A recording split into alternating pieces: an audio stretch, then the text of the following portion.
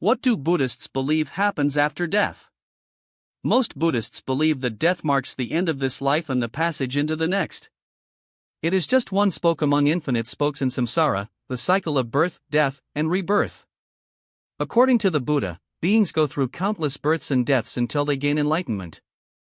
We are reborn, according to Buddhist scripture, because of the same kind of clinging and desire that causes us to suffer. The engine of the ego is so powerful that even when the body dies, the mind continues its clinging and searching. In this way, according to Buddhism, it builds a bridge to another body and takes birth again.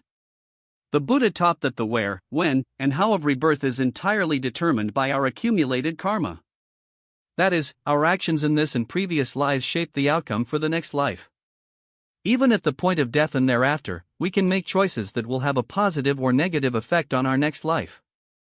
The attitude of the mind at death is very important, Buddhists believe.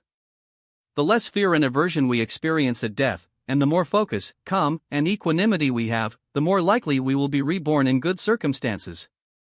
Which is why preparing the mind for death through meditation is a core element of Buddhist practice.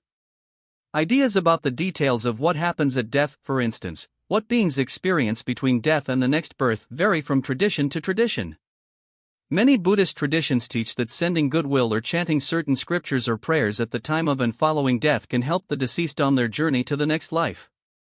Buddhist scriptures also identify various heaven and hell-like realms, sometimes considered to be states created by the mind, or we may take rebirth.